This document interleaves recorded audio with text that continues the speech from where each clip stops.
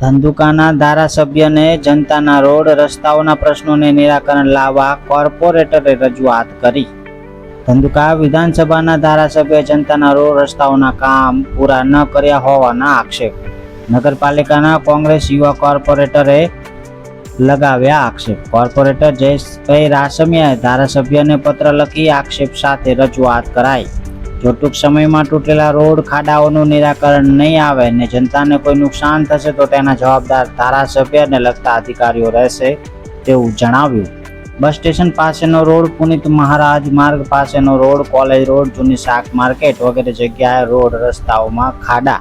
Byte Jayeshbhai Rasmiya, Congress corporator, Dhandhuka. નમસ્કાર સાથીઓ, હું રાસમિયા જયેશ કુમાર, કોર્પોરેટર ધંધુકા નગરપાલિકા અને આરડીએમ ધંધુકા તાલુકા શહેર પ્રમુખ।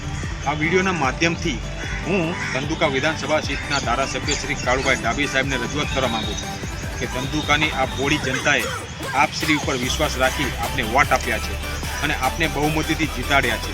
ધંધુકાની જનતાને આપ શ્રી ઉપર વિશ્વાસ હતો કે આપ ધંધુકાની જનતાના માટે વિકાસના કાર્યો કરશો, પણ આપના ધારાસભ્ય બન્યાના 2 થી 3 વર્ષ થયા પણ ધંધુકાનો વિકાસ નહીવત થવા પામ્યો છે। તેથી ધંધુકાની જનતામાં આપ તરફથી નારાજગી જોવા મળી રહી છે।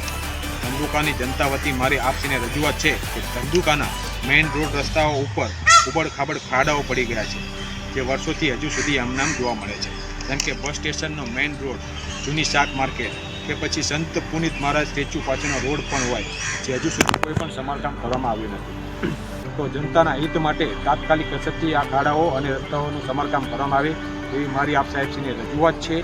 અને આ સમસ્યાનું જો કોઈ નિરાકરણ આપવામાં નહીં આવે અને કોઈ પણ જનતાને કોઈ પણ પ્રકારનું નુકસાન થવા પામશે તો તેની સંપૂર્ણ જવાબદારી ધંધુકા તાલુકાના ધારાસભ્યશ્રી અને લાગતા વળગતા સરકારી અધિકારીને રહેશે। અને ધંધુકાની જનતાને